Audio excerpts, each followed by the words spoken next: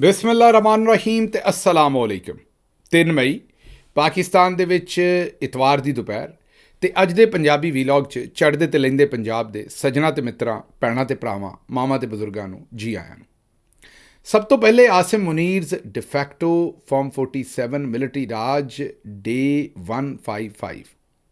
ਹੁਣ ਚੱਲਨੇ ਅੱਜ ਦੀਆਂ ਨਿੱਘੀਆਂ ਗੂੜੀਆਂ ਤੇ ਸੰਘਣੀਆਂ ਖਬਰਾਂ ਵਾਲੇ ਪਾਸੇ। ਜਿਹੜੀ ਪਹਿਲੀ ਖਬਰ ਤੁਹਾਡੇ ਸਾਹਮਣੇ ਰੱਖਣੀ ਹੈ ਉਹ ਸਾਊਦੀ ਅਰਬ ਤੋਂ ਹੈ, ਜਿੱਥੇ ਜੰਗ ਦੀ ਵਜ੍ਹਾ ਤੋਂ ਸ਼ਰਾਬ ਦੀ ਕਿੱਲਤ ਪੈਦਾ ਹੋ ਗਈ ਹੈ। ਹਾਂਜੀ, ਦਰੁਸਤ ਸੁਣ ਰਹੇ ਹੋ। ਜਿਸ ਤਰ੍ਹਾਂ ਪਾਕਿਸਤਾਨ ਦੇ ਵਿੱਚ ਗੈਰ ਮੁਸਲਮਾਨ ਨੂੰ ਸ਼ਰਾਬ ਖਰੀਦਣ ਦੀ, ਪੀਣ ਦੀ ਇਜਾਜ਼ਤ ਹੈ, ਵੈਸੇ ਤਾਂ ਅੱਧਾ ਕੁ ਮੁਲਕ ਜਿਹੜਾ ਉਹ ਇਸ ਸਹੂਲਤ ਤੋਂ ਫੈਜ਼ਯਾਬ ਹੁੰਦਾ ਹੈ। ਦੱਸਦਾ ਕੋਈ ਨਹੀਂ, ਮੰਨਦਾ ਕੋਈ ਨਹੀਂ, ਪਰ ਕਾਫੀ ਸਾਰੇ ਲੋਕ ਇਸ ਕੰਮ ਤੋਂ ਫੈਜ਼ਯਾਬ ਹੁੰਦੇ ਨੇ। ਲੇਕਿਨ ਉੱਥੇ ਵੀ ਈਰਾਨ ਜੰਗ ਦੇ ਬਾਇਸ ਤਰਸੀਲਾਤ ਦੇ ਵਿੱਚ ਤਾਖੀਰ ਦੀ ਵਜ੍ਹਾ ਤੋਂ ਸਾਊਦੀ ਅਰਬ 'ਚ ਸ਼ਰਾਬ ਦੀ ਕਿੱਲਤ ਪੈਦਾ ਹੋ ਗਈ ਹੈ। ਰਿਆਦ ਜਿਹੜਾ ਉਹਨਾਂ ਦਾ ਦਾਰੁਲ ਹਕੂਮਤ ਹੈ, ਉਹਦੇ ਸਫਾਰਤੀ ਇਲਾਕੇ 'ਚ ਕਾਇਮ ਵਾਹਦ ਸਰਕਾਰੀ ਦੁਕਾਨ ਜਿਹੜੀ ਹੈ, ਉਹਦੇ 'ਤੇ ਬੀਅਰ, ਵਾਈਨ ਅਤੇ ਦੀਗਰ ਜਿਹੜੀ ਸ਼ਰਾਬ ਦੀਆਂ ਕਿਸਮਾਂ ਨੇ ਉਹਨਾਂ ਦੇ ਵਿੱਚ ਅਸ਼ੀਆ ਜਿਹੜੀ ਹੈ ਉਹਦੀ ਜਿਹੜੀ ਵੀ ਵੇਚਣ ਵਾਲਾ ਉੱਥੇ ਸਮਾਨ ਹੈ ਉਹਦੇ 'ਚ ਕਮੀ ਹੋ ਗਈ ਹੈ। ਗੈਰ ਮੁਸਲਿਮ ਸਫਾਰਤਕਾਰਾਂ ਅਤੇ ਗੈਰ ਮੁਲਕੀਆਂ ਵਾਸਤੇ ਇਹ ਦੁਕਾਨ 2024 'ਚ ਖੋਲ੍ਹੀ ਗਈ ਸੀ ਅਤੇ ਸਾਰਫੀਨ ਦੇ ਮੁਤਾਬਕ ਦੁਕਾਨ ਦੀਆਂ ਜਿਹੜੀਆਂ ਸ਼ੈਲਫਸ ਨੇ ਉਹ ਖਾਲੀ ਹੋ ਗਈਆਂ ਨੇ। ਉੱਥੋਂ ਮਾਲ ਸਾਰਾ ਲੋਕੀ ਖਰੀਦ ਕੇ ਲੈ ਗਏ ਨੇ। ਸਿਰਫ ਮਹਿੰਗੇ ਜਾਂ ਚੰਦ ਮਹਿਦੂਦ ਬ੍ਰਾਂਡਸ ਜਿਹੜੇ ਨੇ ਉਹ ਰਹਿ ਗਏ ਨੇ। ਸਾਊਦੀ ਅਰਬ 'ਚ 1952 ਤੋਂ ਸ਼ਰਾਬ 'ਤੇ ਮੁਕੰਮਲ ਪਾਬੰਦੀ ਬਰਕਰਾਰ ਹੈ। ਇਸ ਤੋਂ ਪਹਿਲੇ ਸ਼ਾਇਦ ਹੁੰਦੀ ਹੋਏਗੀ ਇਜਾਜ਼ਤ, ਲੇਕਿਨ 1952 ਤੋਂ ਸ਼ਰਾਬ 'ਤੇ ਉੱਥੇ ਮੁਕੰਮਲ ਪਾਬੰਦੀ ਲੱਗੀ ਹੋਈ ਹੈ। ਉੱਥੋਂ ਇਹ ਖਬਰ ਹੈ ਕਿਉਂਕਿ ਜਿਸ ਜੰਗ ਦੇ ਹੋਰ ਬੜੇ ਨੁਕਸਾਨਾਤ ਨੇ ਅਤੇ ਇਹ ਵੀ ਉੱਥੇ ਨੁਕਸਾਨ ਹੋਇਆ।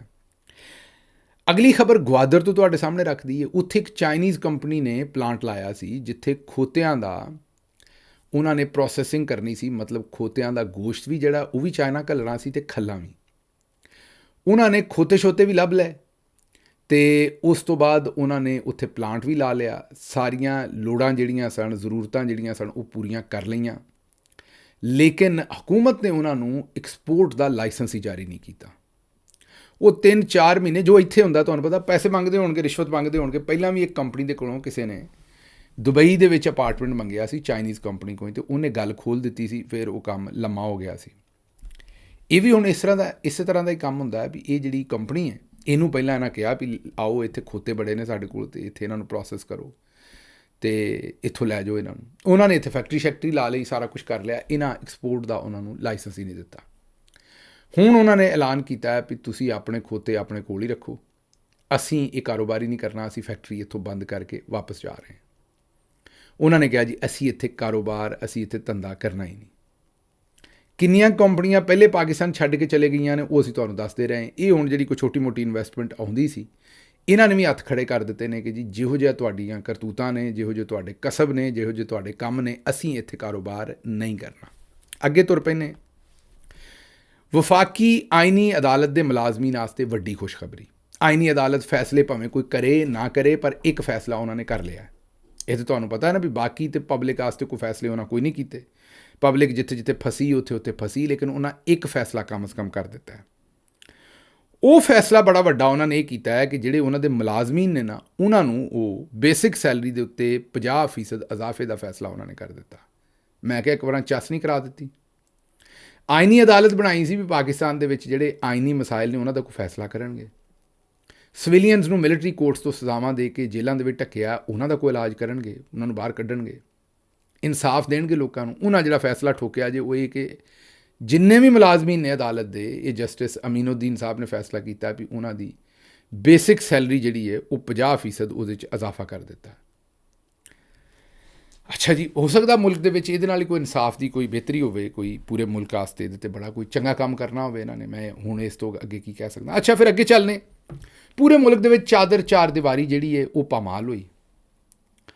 ਔਰਤਾਂ ਦੇ ਗਿਰੇਬਾਨਾਂ ਨੂੰ, ਗਲਮਿਆਂ ਨੂੰ ਹੱਥ ਪਾ ਕੇ ਖਿੱਚਿਆ ਗਿਆ, ਕੱਪੜੇ ਪਾੜੇ ਗਏ, ਔਰਤਾਂ ਦੀਆਂ ਇੱਜ਼ਤ ਲੁੱਟਣ ਦੀਆਂ ਧਮਕੀਆਂ ਦਿੱਤੀਆਂ ਗਈਆਂ। ਸੁਣਿਆ ਹੀ ਆ ਤੁਸੀਂ ਸਾਰਾ ਕੁਛ। ਬੈਡਰੂਮਾਂ ਦੇ ਵਿੱਚ ਵੜ ਕੇ ਲੋਕਾਂ ਦੀਆਂ, ਔਰਤਾਂ ਦੀ ਤੋਹੀਨ ਕੀਤੀ ਗਈ। ਔਰਤਾਂ ਨੂੰ ਸਰੇਆਮ ਚਪੇੜਾਂ ਮਾਰੀਆਂ ਗਈਆਂ, ਚਾਦਰਾਂ ਖਿੱਚੀਆਂ ਗਈਆਂ, ਲੱਤਾਂ ਤੋਂ ਫੜ ਕੇ ਖਿੱਚਿਆ ਗਿਆ, ਕੱਪੜੇ ਲੀੜੇ ਪਾੜ ਛੜੇ, ਜਿਸਮ ਨੰਗੇ ਕਰ ਛੱਡੇ, ਗੰਦੀਆਂ ਗਾਲਾਂ ਕੱਢੀਆਂ ਉਹਨਾਂ ਨੂੰ। ਕਿਹੜੀ ਤੋਹੀਨ ਨਹੀਂ ਕੀਤੀ।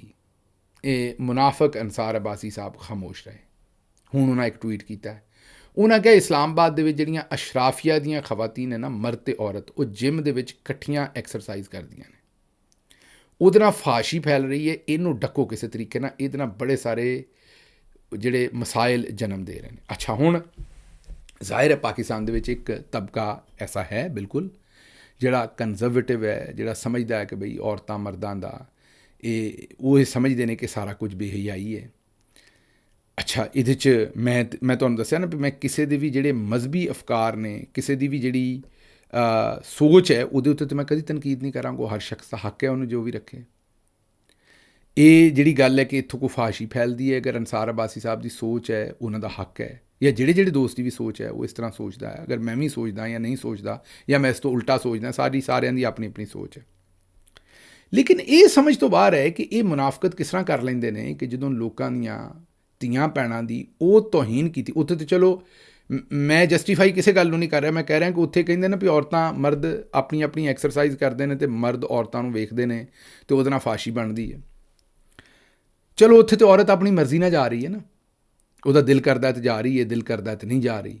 ਇਹ ਮੈਂ ਤੁਹਾਨੂੰ ਦੱਸ ਦਿਆਂ ਕਿ ਹਰ ਜਿਹੜੇ ਮਸਲਨ ਇਸਲਾਮਾਬਾਦ ਕਲੱਬ ਦੇ ਜਿਮ ਦੇ ਵਿੱਚ ਔਰਤਾਂ ਲਈ ਅਲੱਗ ਟਾਈਮ ਵੀ ਹੈਗਾ। ਔਰਤਾਂ ਦੀ ਮਰਜ਼ੀ ਹੈ ਵੀ ਉਸ ਅਲੱਗ ਟਾਈਮ 'ਚ ਜਾਣਾ ਹੈ ਜਾਂ ਜਦੋਂ ਮਰਦਾਂ ਦਾ ਟਾਈਮ ਹੈ ਉਦੋਂ ਜਾਣਾ ਹੈ, ਉਹ ਉਹਨਾਂ ਨੂੰ ਮਰਜ਼ੀ ਹੈ। ਅੱਛਾ, ਖੈਰ ਵਾਪਸ ਆਨੇ।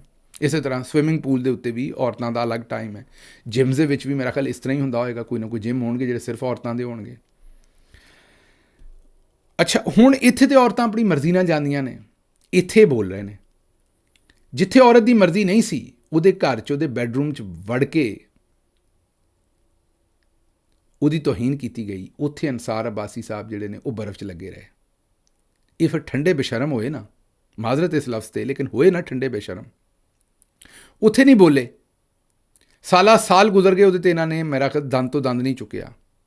ਅਤੇ ਅੱਜ ਇਹਨਾਂ ਨੂੰ ਬੜੀ ਅਖਲਾਕੀਆਤ ਯਾਦ ਆ ਰਹੀਆਂ ਨੇ ਅਤੇ ਇਸਲਾਮ ਯਾਦ ਆ ਰਿਹਾ ਅਤੇ ਸਭ ਕੁਝ ਆ ਰਿਹਾ। ਪਤਾ ਨਹੀਂ ਕਿੱਡੇ ਕੁ ਮੁਨਾਫਿਕ ਲੋਕ ਨੇ, ਮੇਰੀ ਤਾਂ ਸਮਝ ਤੋਂ ਬਾਹਰ ਹੈ ਵੀ ਕਰਨਾ ਕੀ ਚਾਹੁੰਦੇ ਨੇ ਇੱਥੇ। ਅੱਛਾ ਜੀ, ਫਿਰ ਮਾਹਿਰੇ ਮਈਸ਼ਤ ਸ਼ਾਹਿਦ ਹਸਨ ਸਦੀਕੀ ਸਾਹਿਬ, ਉਹਨਾਂ ਨੇ ਇੱਕ ਤਜਜ਼ੀਆ ਪੇਸ਼ ਕੀਤਾ। ਉਹ ਕਹਿੰਦੇ ਨੇ ਵੀ ਜੂਨ 2022 'ਚ ਸਾਲਾਨਾ ਲੈਵੀ ਜਿਹੜੀ ਇਮਰਾਨ ਖਾਨ ਸਾਹਿਬ ਦਾ ਸਾਲ, ਕਿਉਂਕਿ ਅਪ੍ਰੈਲ 'ਚ ਉਹਨਾਂ ਦੀ ਹਕੂਮਤ ਖਤਮ ਕੀਤੀ ਸੀ ਸਾਡੀ ਅਤੇ ਜੂਨ 'ਚ ਸਾਲ ਮੁੱਕਾ ਸੀ ਜ਼ਾਹਿਰ ਹੈ। ਜਿਹੜੀ ਜੁਲਾਈ 1 2021 ਤੋਂ 30 ਜੂਨ 2022 ਤੱਕ ਉਹ ਜਿਹੜਾ ਸਾਲ ਸੀ, ਉਹਦੇ 'ਚ ਜ਼ਾਹਿਰ ਹੈ ਕੋਈ ਤਕਰੀਬਨ ਤੁਸੀਂ ਇਹ ਕਹਿ ਲਓ ਕਿ ਰਫਲੀ ਕੋਈ 8 ਕੁ ਮਹੀਨੇ ਜਿਹੜੇ ਹੈ ਉਹ ਇਮਰਾਨ ਖਾਨ ਸਾਹਿਬ ਦੀ ਹਕੂਮਤ ਰਹੀ ਅਤੇ ਬਾਕੀ ਜਿਹੜੇ ਅਗਲੇ ਕੋਈ ਤੁਸੀਂ ਕਹਿ ਲਓ ਕਿ ਬਲਕਿ 10 ਮਹੀਨੇ ਇਮਰਾਨ ਖਾਨ ਸਾਹਿਬ ਦੀ ਹਕੂਮਤ ਰਹੀ ਅਤੇ ਜਿਹੜੇ ਅਗਲੇ ਕੋਈ 2 ਮਹੀਨੇ ਉਹ ਇਹਨਾਂ ਦੀ ਹਕੂਮਤ ਰਹੀ ਅਤੇ 9.5 ਮਹੀਨੇ ਉਹਨਾਂ ਦੀ ਰਹੀ। ਉਹ ਫਿਰ ਵੀ ਪੂਰਾ ਸਾਲ ਖਾਨ ਸਾਹਿਬ ਦੇ ਖਾਤੇ 'ਚ ਹੀ ਪੈਣਾ। ਉਸ ਸਾਲ ਦੇ ਵਿੱਚ 127 ਅਰਬ ਰੁਪਈਏ ਦੀ ਲੈਵੀ ਇਕੱਠੀ ਹੋਈ। ਮੇਰਾ ਖਿਆਲ ਖਾਨ ਸਾਹਿਬ ਨੇ ਤਾਂ 100 ਅਰਬ ਦੀ ਵੀ ਨਹੀਂ ਕੀਤੀ ਹੋਣੀ, ਬਾਅਦ 'ਚ ਇਹਨਾਂ ਹੀ ਕੀਤੀ, ਜਿਹੜੇ ਉਹ ਇਹਨਾਂ ਦੇ ਕੋਲ 2.5-3 ਮਹੀਨੇ ਲੱਗੇ, ਇਹਨਾਂ ਨੇ ਚੁੱਕ ਦਿੱਤਾ ਸੀ ਕੰਮ ਆਉਂਦੇ ਹੀ। ਲੇਕਿਨ ਚਲੋ ਉਹ ਵੀ ਉਹਨਾਂ ਦੇ ਖਾਤੇ 'ਚ ਪਾ ਦਿਓ ਅਤੇ 127 ਅਰਬ ਦੀ। ਮੌਜੂਦਾ ਸਾਲ ਦੇ ਵਿੱਚ ਸਾਲਾਨਾ ਲੈਵੀ ਜਿਹੜੀ ਹੈ ਉਹ ਤਕਰੀਬਨ 1470 ਅਰਬ ਰੁਪਏ ਦੀ ਇਕੱਠੀ ਕੀਤੀ ਹੈ। ਕਿੰਨੀ ਹੋਣੀ ਜ਼ਰਾ ਗੌਰ ਕਰਨਾ ਹੈ ਕਿ ਉਦੋਂ ਸਾਲ ਦੇ ਵਿੱਚ ਕਿੰਨੀ ਲੈਵੀ ਇਕੱਠੀ ਹੋਈ, 127 ਅਰਬ। ਹੁਣ ਕਿੰਨੀ ਇਕੱਠੀ ਹੋ ਰਹੀ ਜੇ, 1468 ਅਰਬ, ਤਕਰੀਬਨ 1500 ਅਰਬ ਰੁਪਈਆ। ਕਿੱਥੇ 127 ਅਤੇ ਕਿੱਥੇ 1500 ਅਰਬ। ਸਵਾਦ ਆਇਆ ਜੇ। ਜਦੋਂ ਇਮਰਾਨ ਖਾਨ ਦੀ ਹਕੂਮਤ ਸੀ ਤਾਂ ਕੋਈ ਪੁੱਛਦਾ ਸੀ ਵੀ ਗਿਰੇਬਾਨ ਤੁਹਾਡਾ ਫੜਨਾ ਮਹਿੰਗਾਈ 'ਤੇ ਜਾਂ ਕਿਸੇ ਹੋਰ ਦਾ ਫੜਨਾ। ਮੈਂ ਕੱਲ੍ਹ ਪਰਸੋਂ ਉਰਦੂ ਵੀਲੌਗ 'ਚ ਵੀ ਕਹਿ ਰਿਹਾ ਸਾਂ ਕਿ ਖਾਨ ਸਾਹਿਬ ਅਗਰ ਦੋਹਰੇ ਵਜ਼ੀਰ ਆਜ਼ਮ ਬਣਦੇ ਨੇ, ਜਿਹੜਾ ਕਿ ਇਨਸ਼ਾਅੱਲਾ ਬਣਨਗੇ, ਅਤੇ ਇਸ ਕੌਮ ਨੇ ਫਿਰ 6 ਕੁ ਮਹੀਨਿਆਂ ਸਾਲ 'ਚ ਹੀ ਕਹਿਣਾ ਵੀ ਸਾਨੂੰ ਮੁਲਕ ਠੀਕ ਕਰਕੇ ਨਹੀਂ ਤੁਸੀਂ ਦਿੱਤਾ, ਤੁਸੀਂ ਠੀਕ ਨਹੀਂ ਹੈਗੇ। ਹੁਣ ਐਡੀ ਚੋਰ ਬਾਜ਼ਾਰੀ ਜਿਹੜੀ ਇਹਨਾਂ ਕਰ ਦਿੱਤੀ, ਇਹ ਕੌਣ ਠੀਕ ਕਰੇ ਇਹਨਾਂ ਨੂੰ 10-15-20 ਸਾਲਾਂ ਤੋਂ ਪਹਿਲਾਂ ਇਸ ਮੁਲਕ ਨੂੰ ਜੋ ਇਹਨਾਂ ਨੇ ਕਰ ਛੱਡਿਆ। ਲੇਕਿਨ ਫ਼ਰਕ ਵੇਖ ਲਓ ਵੀ ਉਹਨਾਂ 127 ਅਰਬ ਦੀ ਲੈਵੀ ਇਕੱਠੀ ਕੀਤੀ ਸੀ ਅਤੇ ਇਹਨਾਂ 1500 ਅਰਬ ਦੀ ਕੀਤੀ ਹੈ ਤਕਰੀਬਨ। ਅੱਗੇ ਚੱਲਦੇ ਜੀ। ਫਾਰਮ 47 ਵਾਲੀ ਜਿਹੜੀ ਮਰੀਮ ਨਵਾਜ਼ ਸਾਹਿਬਾ ਦੀ ਹਕੂਮਤ ਹੈ, ਉਹਦੇ ਡਾਕੂ ਰਾਜ ਲੱਗਾ ਹੈ। M5 ਰਹੀਮ ਯਾਰ ਖਾਨ ਤੋਂ ਸੱਖਰ ਦੀ ਜਿਹੜੀ ਮੋਟਰਵੇ ਤਕਰੀਬਨ 200 ਕਿਲੋਮੀਟਰ ਦਾ ਸਫ਼ਰ ਬਣਦਾ ਹੈ, ਉਹ 200 ਕਿਲੋਮੀਟਰ 'ਤੇ ਸਪੀਡ ਵਾਲੇ ਕੈਮਰੇ ਜਿਹੜੇ ਲੱਗੇ ਸਨ, ਸੋਲਰ ਪੈਨਲ ਲੱਗੇ ਸਨ, ਲਾਈਟਸ ਲੱਗੇ ਸਨ, ਪੋਲਸ ਲੱਗੇ ਸਨ, ਉਹ ਸਾਰੇ ਹੀ ਕੋਈ ਲਾ ਕੇ ਲੈ ਗਿਆ। ਇਹ ਕੋਈ ਇੱਕ ਨਹੀਂ ਲੱਭਾ, ਇਹ ਕੋਈ ਦੋ ਨਹੀਂ। ਤੁਸੀਂ ਕਹੋਗੇ ਕਿ ਗਿੱਲ ਸਾਹਿਬ ਕੀ ਗੱਲਾਂ ਕਰਦੇ ਹੋ, ਲੋਕ ਮਸਜਿਦਾਂ 'ਚੋਂ ਟੂਟੀ ਲਾ ਲੈਂਦੇ, ਉਹ ਲੋਕੇ ਲਾਉਂਦੇ ਨੇ ਨਾ ਕਿਤੇ। ਇਹ ਦਿਨ ਦਿਹਾੜੇ ਉੱਥੇ 200 ਕਿਲੋਮੀਟਰ ਤੋਂ ਹਰ ਸ਼ੈ ਲਾ ਕੇ ਲੈ ਗਏ ਨੇ। ਮਤਲਬ ਲਾਈਵ ਹੀ ਆਪਰੇਸ਼ਨ ਕੀਤਾ ਡਾਕੂਆਂ ਨੇ ਵੀ ਉੱਥੇ, ਅਤੇ ਕੋਈ ਉਹਨਾਂ ਨੂੰ ਪੁੱਛਣ ਵਾਲਾ ਨਹੀਂ ਸੀ 200 ਕਿਲੋਮੀਟਰ ਤੱਕ। ਅਤੇ ਅਸੀਂ ਦੂਜੇ ਮੁਲਕਾਂ ਨੂੰ ਸਿਕਿਉਰਿਟੀ ਪ੍ਰੋਵਾਈਡ ਕਰਦੇ ਫਿਰਦੇ, ਸਾਡੀ ਆਪਣੀ ਮੋਟਰਵੇ ਦੇ ਉੱਤੋਂ 200 ਕਿਲੋਮੀਟਰ ਲੰਬਾ ਸਫ਼ਰ, ਉੱਥੇ ਜੋ ਕੁਛ ਲੱਗਾ ਸੀ ਉਹ ਲਾ ਕੇ ਲੈ ਗਏ ਨੇ। ਅੱਗੇ ਚੱਲਦੇ ਜੀ। ਅਗਲੀ ਖਬਰ ਇਹ ਕਿ ਮਹਿਕਮਾ ਸਕੂਲ ਐਜੂਕੇਸ਼ਨ ਨੇ ਪ੍ਰਾਇਮਰੀ ਤੋਂ ਬਾਅਦ ਮਿਡਲ ਸਕੂਲਾਂ ਨੂੰ ਵੀ ਆਊਟਸੋਰਸ ਕਰਨ ਦਾ ਫੈਸਲਾ ਕਰ ਦਿੱਤਾ ਹੈ। ਇੱਕ ਸਕੂਲ ਟੀਚਰ ਇਹ ਸਵਾਲ ਪੁੱਛਦੇ ਨੇ ਵੀ ਜਦੋਂ ਸਕੂਲਾਂ ਦੇ ਵਿੱਚ ਬੱਚਿਆਂ ਦੀ ਇਨਰੋਲਮੈਂਟ ਘੱਟ ਸੀ ਅਤੇ ਤੁਸੀਂ ਸਾਨੂੰ ਕਿਹਾ ਵੀ ਮਿਹਨਤ ਕਰੋ ਅਤੇ ਇਨਰੋਲਮੈਂਟ ਵਧਾਓ। ਅਸੀਂ ਮਿਹਨਤ ਕਰਕੇ ਇਨਰੋਲਮੈਂਟ ਵਧਾਈ। ਜਿਸ ਵੇਲੇ ਅਸੀਂ ਮਿਹਨਤ ਕਰਕੇ ਇਨਰੋਲਮੈਂਟ ਵਧਾਈ ਅਤੇ ਤੁਸੀਂ ਹੁਣ ਜਦੋਂ ਸਕੂਲਾਂ ਨੂੰ ਸੋਹਣਾ ਵੀ ਕੀਤਾ, ਅਸੀਂ ਚੂਨਾ ਵੀ ਕੀਤਾ, ਮਿਹਨਤ ਕਰਕੇ ਬੱਚਿਆਂ ਦੀ ਵੀ ਇਨਰੋਲਮੈਂਟ ਵਧਾਈ, ਜਦੋਂ ਇਨਰੋਲਮੈਂਟ ਵੱਧ ਗਈ ਹੈ ਅਤੇ ਤੁਸੀਂ ਉਹ ਸਕੂਲ ਜਿਹੜੇ ਨੇ ਆਊਟਸੋਰਸ ਠੇਕੇ 'ਤੇ ਦੇਣ ਲੱਗੇ ਹੋ ਪ੍ਰਾਈਵੇਟ ਬੰਦੇ ਨੂੰ। ਇਹਦਾ ਮਤਲਬ ਅਸੀਂ ਜਿਹੜੀ ਮਿਹਨਤ ਕਰਦੇ ਰਹੇ, ਉਸਤਾਦ ਨੇ ਕਿਹਾ, ਉਹ ਸਾਰੀ ਉਸ ਪ੍ਰਾਈਵੇਟ ਬਿਜ਼ਨਸਮੈਨ ਵਾਸਤੇ ਕਰਦੇ ਰਹੇ। ਨਿਸ਼ਤਰ ਹਸਪਤਾਲ ਦੇ ਵਿੱਚ ਦਵਾਈ ਦੀ ਸਪਲਾਈ ਖਤਮ ਹੋ ਗਈ ਹੈ। ਲੋਕਾਂ ਨੂੰ ਫ੍ਰੀ ਦਵਾਈ ਦੇਣਾ ਮੁਸ਼ਕਿਲ ਹੋ ਗਿਆ ਕਿਉਂਕਿ ਦਵਾਈ ਦੇਣ ਵਾਲੀ ਕੰਪਨੀ ਜਿਹੜੀ ਉੱਥੇ ਸਪਲਾਈ ਦਿੰਦੀ ਹੈ ਉਹਨਾਂ ਦੇ 2 ਅਰਬ ਰੁਪਏ ਤੋਂ ਜ਼ਾਇਦ ਰਕਮ ਵਾਜਬੁਲ ਅਦਾ ਹੈ ਅਤੇ ਮੁਫਤ ਦਵਾਈਆਂ ਦੀ ਫਰਾਹਮੀ ਤਕਰੀਬਨ ਉੱਥੇ ਨਾਮੁਮਕਿਨ ਹੈ। ਲੇਕਿਨ ਬਾਜੀ ਆਂਦੀ ਅਸੀਂ ਸਾਰਾ ਕੁਝ ਫ੍ਰੀ ਦੇ ਰਹੇ ਹਾਂ। ਅੱਗੇ ਬੇਸਿਕ ਹੈਲਥ ਯੂਨਿਟ ਠੇਕੇ 'ਤੇ ਦੇਣ ਦੀ ਵਜ੍ਹਾ ਤੋਂ ਨਿਜ਼ਾਮ ਸਿਹਤ ਮਫਲੂਜ ਹੋ ਗਿਆ। 70 ਕਿਲੋਮੀਟਰ 'ਚ ਫੈਲੀ ਜਿਹੜੀ ਤਹਿਸੀਲ ਹੈ ਉਹਦੇ ਵਿੱਚ THQ ਵਾਹਦ ਸਹਾਰਾ ਸੀ ਕਹਿੰਦੇ ਨੇ, ਉੱਥੇ ਹੁਣ ਉਹਨੂੰ ਕਿਉਂਕਿ ਪ੍ਰਾਈਵੇਟਾਈਜ਼ ਕਰ ਦਿੱਤਾ ਹੈ ਅਤੇ ਉਹ ਮਰੀਜ਼ ਨੂੰ ਚੈੱਕ ਕਰਨ ਦੀ ਬਜਾਏ ਕਹਿੰਦੇ ਨੇ ਵੀ ਉਹਨੂੰ ਮੁਲਤਾਨ ਲੈ ਜਾਓ, ਇੱਥੇ ਇਹਨੂੰ ਨਾ ਸਾਨੂੰ ਨਾ ਵਿਖਾਓ। ਪ੍ਰਾਈਵੇਟਾਈਜ਼ ਹੈ ਨਾ, ਉਹਨੂੰ ਵੇਖਣਗੇ ਤਾਂ ਉਹਨਾਂ ਦਾ ਖਰਚਾ ਆਏਗਾ। ਉਹ ਜਿਹੜਾ ਮਰੀਜ਼ ਆਉਂਦਾ ਉਹਨੂੰ ਰੈਫਰ ਕਰਦੇ ਨੇ ਮੁਲਤਾਨ ਲੈ ਜਾਓ। ਇਹ ਪੰਜਾਬ ਅਸੈਂਬਲੀ ਤੋਂ ਰਾਣਾ ਸ਼ਹਿਬਾਜ਼ ਸਾਹਿਬ ਜਿਹੜੇ ਨੇ ਉਹ ਇਹ ਬਿਆਨ ਦੇ ਰਹੇ ਨੇ, PTI ਤੋਂ ਨੇ। ਹੁਣ ਵੇਖੋ ਰਾਣਾ ਸਾਹਿਬ ਨੇ ਕੋਈ ਬਿਆਨ ਦਿੱਤਾ, ਅਸੀਂ ਇੱਥੇ ਸ਼ਾਮਿਲ ਕਰ ਲਿਆ। ਕੂਓ ਬੋਲੋਗੇ PTI ਵਾਲੇ ਹੋ ਅਤੇ ਅਸੀਂ ਤੁਹਾਡੀ ਕੋਈ ਗੱਲ ਕਰਾਂਗੇ। ਘੁੰਗਣੀਆਂ ਪਾ ਕੇ ਬੈਠੇ ਹੋ, ਇਸ ਤੋਂ ਵੀ ਤੁਹਾਨੂੰ ਚੰਗਾ ਕੰਮ ਕਰਨਾ ਚਾਹੀਦਾ ਵੀ ਉਸ ਹਸਪਤਾਲ ਦੇ ਸਾਹਮਣੇ ਕੋਈ ਮੁਜ਼ਾਹਰਾ ਕਰਨਾ ਚਾਹੀਦਾ, ਕੋਈ ਗੱਲਬਾਤ ਕਰਨੀ ਚਾਹੀਦੀ ਹੈ। ਪੁਰਅਮਨ ਰਹਿੰਦੇ ਹੋਇਆ ਆਪਣਾ ਜਿਹੜਾ ਆਈਨੀ ਹੱਕ ਹੈ ਇਸਤੇਮਾਲ ਕਰਨਾ ਚਾਹੀਦਾ। ਲੇਕਿਨ ਤੁਸੀਂ ਜਦੋਂ ਕੁਝ ਕਰਨਾ ਹੀ ਨਹੀਂ ਹੈ, ਬਿਆਨ ਦਿੱਤਾ ਮਾੜਾ ਜਿਹਾ ਤੁਸੀਂ, ਤਾਂ ਵੇਖੋ ਸਾਡੇ ਸਾਹਮਣੇ ਆ ਗਿਆ, ਅਸੀਂ ਤੁਹਾਡਾ ਨਾਂ ਲਿਆ। ਹੁਣ ਤੁਸੀਂ ਆਂਦੇ ਹੋ ਵੀ ਅਸੀਂ ਜਿਹੜੀਆਂ ਤੁਹਾਡੀਆਂ ਅਸੈਂਬਲੀ ਦੇ ਵਿੱਚ ਖੱਟੀਆਂ ਮਿੱਠੀਆਂ ਤਕਰੀਰਾਂ ਕਰਦੇ ਜੇ ਉਹਨਾਂ ਦੇ ਉੱਤੇ ਜਨਾਬ ਦੀਆਂ ਤਾਰੀਫਾਂ ਕਰੀਏ ਸਾਰਿਆਂ ਦੀਆਂ, ਅਤੇ ਜੀ ਵਾਹ ਵਾਹ ਵਾਹ ਕਿਆ ਕਰ ਦਿੱਤਾ। 331 ਬੱਚਿਆਂ ਨੂੰ ਏਡਜ਼ ਹੋ ਗਈ, ਉਹ ਕੇਸ ਆਇਆ, ਕੁਝ ਨਾ ਕੀਤਾ। ਮਰੀਮ ਸਾਹਿਬਾ ਦਾ ਜਹਾਜ਼ ਆਇਆ, ਕੁਝ ਨਾ। ਪੰਜਾਬ ਅਸੈਂਬਲੀ ਵਾਲੇ ਤਾਂ ਇੰਜ ਨੇ ਵੀ ਜਿਵੇਂ ਉਹ ਅਸੀਂ ਉਹ ਵੀ ਅਸੀਂ ਕਿਰਾਏ 'ਤੇ ਦੇ ਛੱਡੇ ਨੇ ਆਪਣੇ ਬੰਦੇ ਜਿਹੜੇ ਸਾਡੇ ਨੇ, ਉਹ ਬੋਲਦੇ ਕੁੰਦੇ ਹੀ ਨਹੀਂ, ਗੁੰਗੇ ਨੇ ਪਤਾ ਨਹੀਂ ਸਾਰੇ। ਉਹ ਬੋਲ ਕੇ ਰਾਜ਼ੀ ਕੋਈ ਨਹੀਂ ਹੈ। ਕਦੀ ਕੋਈ ਇਹੋ ਜਿਹਾ ਬਿਆਨ ਆਉਂਦਾ ਸਾਡੇ ਸਾਹਮਣੇ, ਇਹ ਵੀ ਬਿਆਨ ਤੱਕ ਨਹੀਂ ਹੋਣਾ ਚਾਹੀਦਾ ਸੀ। ਇਹਦੇ ਵਿੱਚ ਵੀ ਕੋਈ ਨਾ ਕੋਈ ਹਰਕਤ ਕਰੋ, ਕੋਈ ਥੋੜ੍ਹੀ ਜਿਹੀ ਕੋਈ ਗੱਲਬਾਤ ਕਰੋ, ਕੋਈ ਮੁਜ਼ਾਹਰਾ ਕਰੋ, ਕੋਈ ਇਤਜਾਜ ਕਰੋ। ਇਹੀ ਅਵਾਮੀ ਨੁਮਾਇੰਦਿਆਂ ਦਾ ਕੰਮ ਹੁੰਦਾ। ਅੱਛਾ ਜੀ, ਅੱਗੇ ਬਾਜੀ ਆਂਦੀ ਹੈ ਵੀ 2024 ਤੋਂ 25 'ਚ ਮਹਿੰਗਾਈ ਦਾ ਗ੍ਰਾਫ ਜਿਹੜਾ ਸਟੇਬਲ ਹੋ ਗਿਆ ਸੀ। ਹੁਣ 2026 ਦਾ ਜਿਹੜਾ ਸਾਲ ਹੈ ਇਹਦੇ 'ਚ ਮਹਿੰਗਾਈ ਦਾ ਗ੍ਰਾਫ ਥੱਲੇ ਆ ਰਿਹਾ ਹੈ। ਹੁਣ ਤੁਹਾਨੂੰ ਲੱਗੇਗਾ ਮੈਂ ਝੂਠ ਬੋਲ ਰਿਹਾ, ਇਹ ਸੁਣ ਲਓ। 2024 से पहले महंगाई का ग्राफ यूं जा रहा था, यूं। 2024 और 25 में महंगाई का ग्राफ पूरा यूं स्टेबल था, और अब 2026 में, अभी ठहर जाएं, अभी बाकी है पिक्चर, और 2025 और 26 में महंगाई का ग्राफ यूं है माशाल्लाह। ਸੁਣ ਲਿਆ ਜੇ। ਹੁਣ ਇਹ ਤੁਸੀਂ ਮੈਨੂੰ ਆਪ ਦੱਸਣਾ ਵੀ ਮਹਿੰਗਾਈ ਦਾ ਗ੍ਰਾਫ ਥੱਲੇ ਆਇਆ ਹੈ ਹਜੇ ਕਿ ਨਹੀਂ। ਬਾਜੀ ਤੇ ਲਿਆ ਰਹੀ ਹੈ ਥੱਲੇ। ਇਹ ਹੁਣ ਜਿਹੜਾ ਥੱਲੇ ਆ ਰਿਹਾ ਇਹਦੇ ਨਾਲ ਹੁਣ ਤੁਹਾਨੂੰ ਸਕੂਨ ਆਇਆ ਜਾਂ ਹੋਰ ਥੱਲੇ ਲਿਆਵੇ ਬਾਜੀ? ਮਤਲਬ ਇੰਨਾ ਕਾਫੀ ਹੈ 400 ਰੁਪਏ ਲੀਟਰ ਪੈਟਰੋਲ। ਜੇ ਬਾਜੀ ਨੂੰ ਤੁਸੀਂ ਕਿਹਾ ਨਾ ਵੀ ਹੋਰ ਥੱਲੇ ਲਿਆਓ ਤਾਂ ਉਹਨਾਂ 500 ਰੁਪਏ ਲੀਟਰ ਪੈਟਰੋਲ ਕਰ ਦੇਣਾ। ਇਹ ਹੁਣ ਤੁਸੀਂ ਮੈਨੂੰ ਦੱਸਣਾ ਵੀ ਕਿੱਥੇ ਕਿ ਤੁਹਾਡੀ ਤਸੱਲੀ ਹੈ।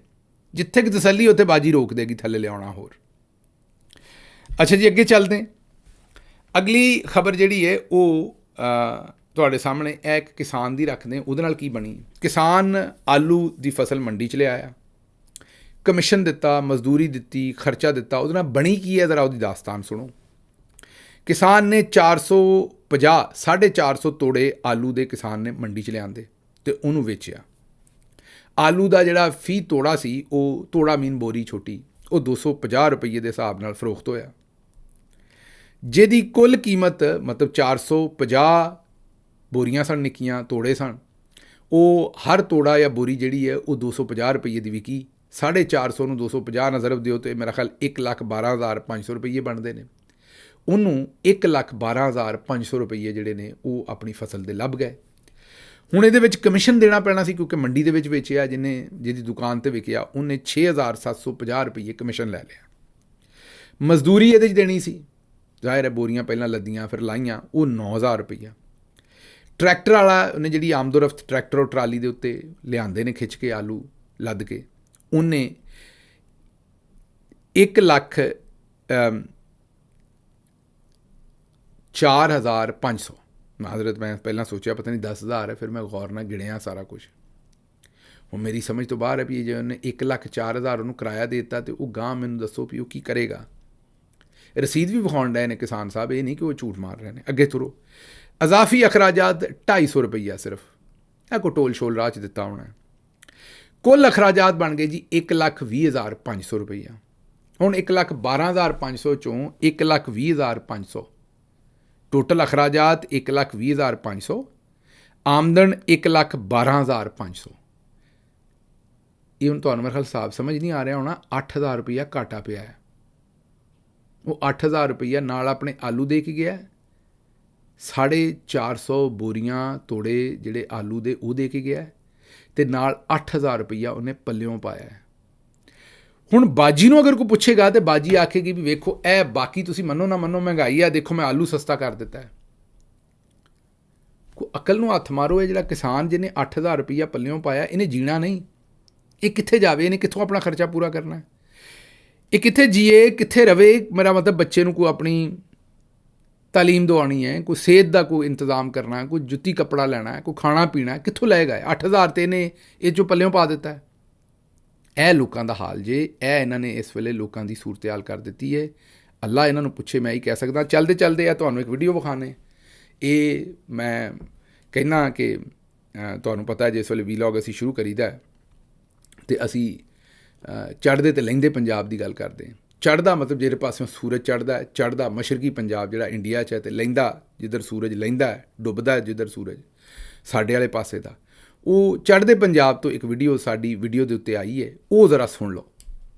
ਲੋ ਜੀ, ਆ ਵੀ ਜਰਨਲਿਸਟ ਆ, ਪਾਕਿਸਤਾਨ ਦਾ ਪੱਤਰਕਾਰ ਆ, ਤੇ ਖਬਰਾਂ ਬਹੁਤ ਵਧੀਆ ਸੁਣਾਉਂਦਾ। ਮੈਂ ਬਹੁਤ ਸੁਣਦਾ ਹੁੰਦਾ ਇਹਨੂੰ, ਤੇ ਸੁਣ ਕੇ ਜਰਾ ਇਹਦੀ ਗੱਲ ਇੱਕ ਵਾਰ। ਇਹ ਪਟਵਾਰੀ ਨੇ ਕੋਈ ਵਿਚਾਰੇ ਨੂਨ ਲੀਗ ਦੇ ਆਪੋ 'ਚ ਡਿਸਕਸ ਕਰ ਰਹੇ ਨੇ। ਉਹ ਕਹਿ ਰਹੇ ਨੇ ਲਾਹੌਰ ਤੋਂ ਦਿੱਲੀ 409 ਕਿਲੋਮੀਟਰ ਹੈ, ਅਬਦਾਲੀ ਮਿਜ਼ਾਈਲ ਦੀ ਰੇਂਜ 450 ਕਿਲੋਮੀਟਰ ਹੈ।